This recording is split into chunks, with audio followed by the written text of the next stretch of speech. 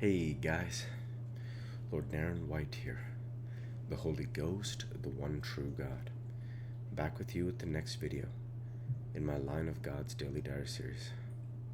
As usual, before I discuss what I have achieved since yesterday's Daily Diary video, I want to go ahead and read you a chapter from the Bible. Today I will be continuing with Exodus chapter 24. And he said unto Moses, Come up unto the Lord, thou and Aaron, Nadab and Abihu, and 70 of the elders of Israel, and worship ye afar off. And Moses alone shall come near the Lord, but they shall not come nigh, neither shall the people go up with him. And Moses came and told the people all the words of the Lord, and all the judgments, and all the people answered with one voice, and said, All the words which the Lord hath said will we do. And Moses wrote all the words of the Lord, and rose up early in the morning, and built an altar under the hill, and 12 pillars according to the 12 tribes of Israel. And he sent young men of the children of Israel, which offered burnt offerings and sacrificed peace offerings of oxen unto the Lord.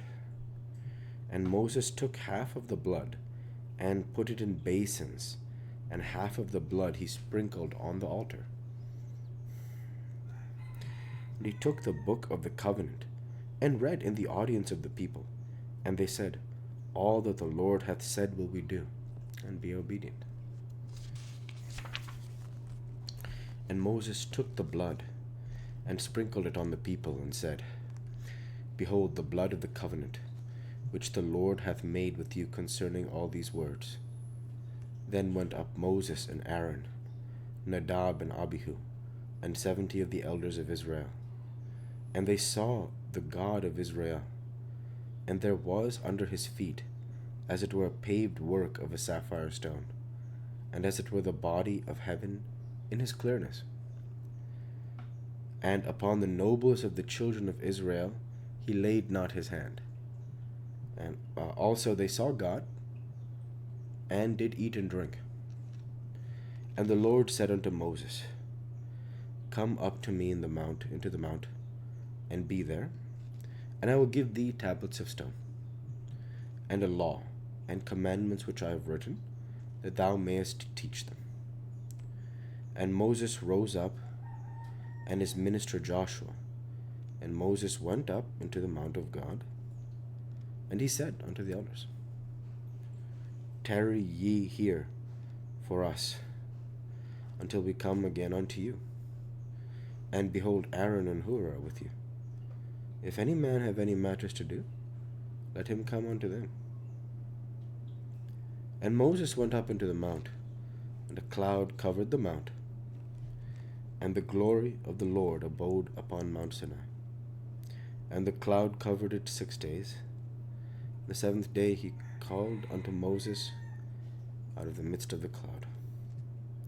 And the sight of the glory of the Lord was like devouring fire on the top of the mount in the eyes of the children of Israel.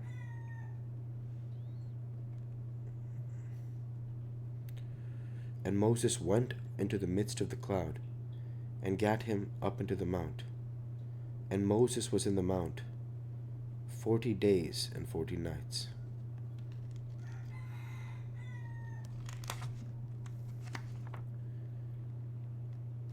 You know, this is actually an incredible chapter. I was mentioned I was going to talk about yesterday's video more, so I'll actually be very brief about it, because from chapter 23, something that's incredible here. Oh man, there's been a lot that's going on, so I'm actually just going to have a longer video today. Alright, I'm just going to have a longer video today. So first we'll review the end of Exodus 23, yesterday's video. Read these verses here from, I mentioned I want to talk about them in today's video. Here, Exodus 23:24. This is God saying to the Israelites in reference to the Amorites, Hittites, Perizzites, Canaanites, Hivites, Jebusites, pagan tribes. So God is telling the Hebrews, which will become the Jews. Let me actually, I had looked this up once before, but I wasn't entirely sure.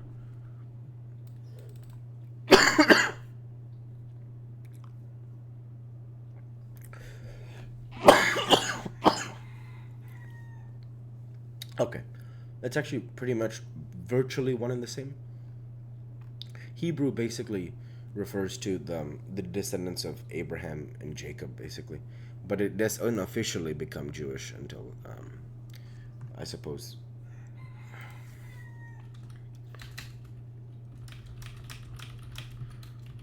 Moses. If I had to pick, it would be Moses. Um, oh no, no. Okay, actually, apparently the word Hebrew, the the Hebrews become, or the Israelites become known as Jews around 600 BC, after the Babylonian exile. So that's actually technically when they become called Jewish. So that's actually very fascinating. Okay, now, so what we'll focus on here is this. This here, the verse says, God speaking and saying, "Thou shalt not bow down to their gods, nor serve them, nor do after their works, but thou shalt utterly overthrow them and quite break down their images." Okay? Yeah. So it's very powerful. It's very powerful. Okay? And so basically like what I'm thinking is this. I'm thinking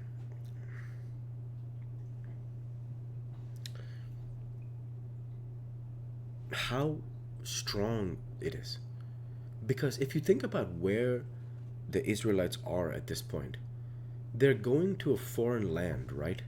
And it's like they're not going to have the numbers. They're going to be the ones who are outnumbered. And they're going to be outnumbered on all sides by these pagan tribes. And God is telling them not only don't bow down to them or serve them or do after their works, which should be pretty obvious, he's saying, but utterly overthrow them and break down their images.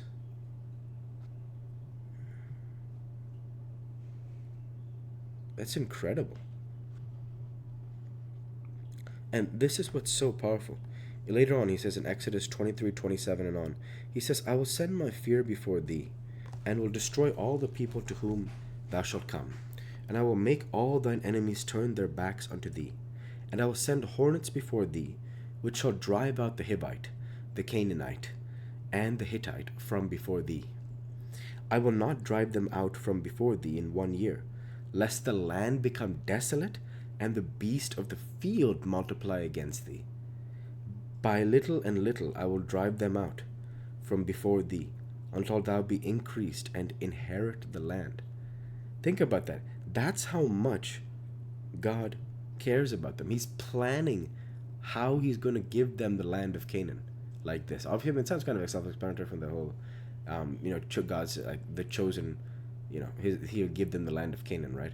It's that it's like he's saying he's going to do it year by year.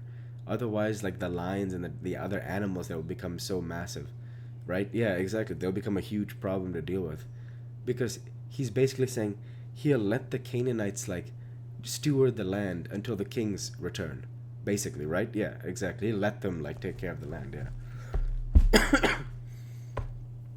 Yeah, because basically like otherwise the animals there will get way out of control. Because you can imagine like they have that verse with Samson and the lion, right? Yeah, but imagine if there were like 1,000 lions. So that would be crazy. I'm just saying this. Back in the day, if you think about it, they had bow and arrow. I don't know when all that stuff was invented, like spears, stuff like that, right? But this is not like you have to get pretty close to those animals to deal with them. And let me say like this: even if you had bow and arrow range, like you have to hit those shots. Like if you have a fully automatic weapon, you can just point and spray at a lion from 100 meters, and you'll probably get him, because it's just so much, Yeah, too much for any creature, and you know what I mean. Any animal in the wild, any, you know, um, creature, right? So yeah, so it's like you that's because I just felt sensitive. Like I wouldn't want to see like think about people just like poaching animals and stuff, right? Yeah, you think about how big an elephant is. You just spray rounds into an elephant.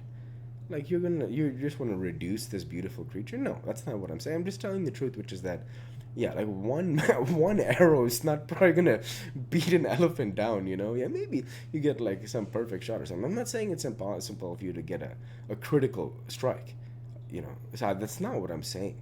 It's clearly possible. Okay, it's the idea that it's not likely necessarily, and more than that, it's the idea that it's hard.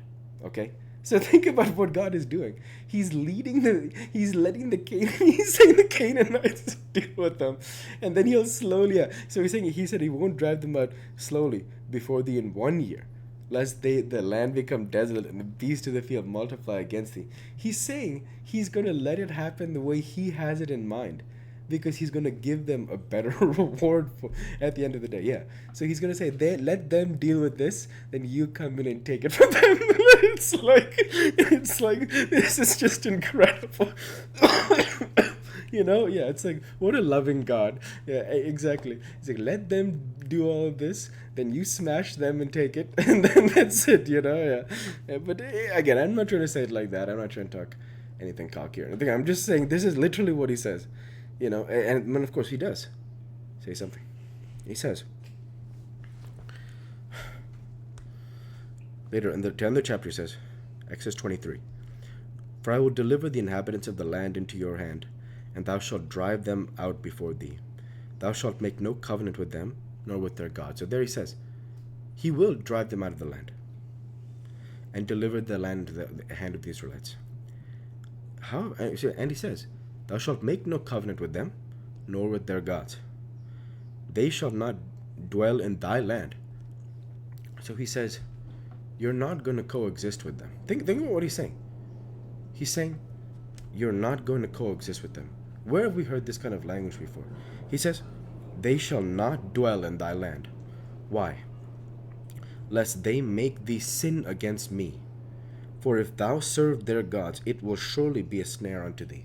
So much powerful stuff has happened in this chapter, right? So now this idea is that God is saying you will not allow them to dwell around you. Why? Because if you fall a victim, if you fall snared by if you fall into their sins, it will be a snare, and it will not be acceptable. It will not be good. And that's the idea. How powerful that is. And this idea that he says you're not going to coexist with them. And where have we heard that? In one of my favorite verses ever. A verse I always reference back. Genesis 6:3. God's spirit shall not always struggle with man, shall not always strive with man. Here, and the Lord said, my spirit shall not always strive with man, for that he also is flesh, yet his days shall be 120 years. It's a very subtle verse, but very powerful for me as a Spirit of God, which is, and the Lord said, another way to read it, the Spirit of God will not coexist with man. Why? It's this exact reason that's happening here. The Spirit is perfect. Spirit has no sin. He will not coexist with the world of people who commit sin. He will be Spirit. Yeah, and then this idea here that God is saying for his people, for his chosen people, they shall not dwell in thy land, lest they make thee sin against me. For if thou serve their gods, it will surely be a snare unto thee. Okay? That is exactly what he says. So it's a very powerful bit of guidance from God about the importance of not sinning. Okay, so next, I think I've offered enough analysis here. You know what? I just have to have a longer chapter. Longer video? What am I supposed to say? Here, this in Exodus 24. It's very powerful. So if we think about this here, this idea of Moses sprinkling the blood of the offerings, and he sent young men of the children of Israel, which offered burnt offerings and sacrificed peace offerings unto the Lord. And Moses took half of the blood and put in the basins, half of the blood he sprinkled on the altar. And then they talk about, and he took the book of the covenant, okay? And then Moses, here. And Moses took the blood and sprinkled it on the people and said, Behold the blood of the covenant, which the Lord hath made with you concerning all these words.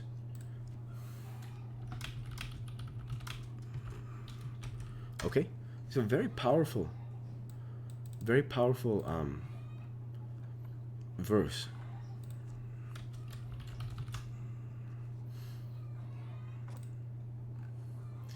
Okay, so yeah, very, very powerful verse there, okay?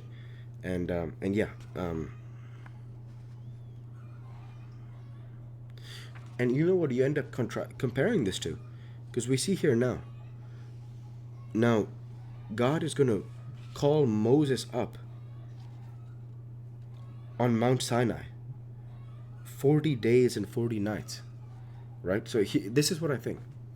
Jesus gives them, he says, unless one eat of his flesh and drink of his blood, you cannot enter into the kingdom of God. I think that's the exact verse, right? Yeah.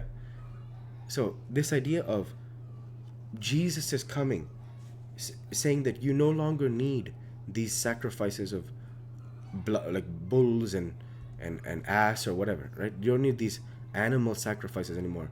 What you need is the body and blood of the Messiah. And then after that, the idea being that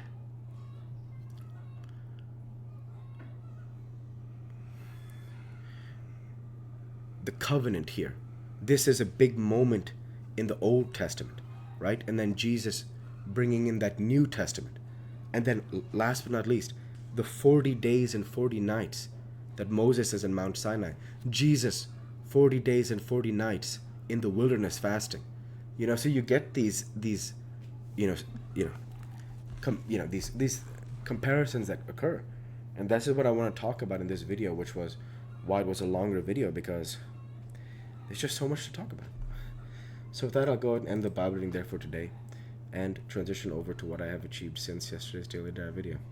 Since yesterday's Daily Dive video, I worked my software engineering job and I trained jiu-jitsu. And with no further achievements since yesterday's Daily Dive video, I want to go ahead and say thank you for watching, and I hope you enjoy. Please like, comment, and subscribe, as it greatly helps the channel. Light be with you all. Take care, and thanks again.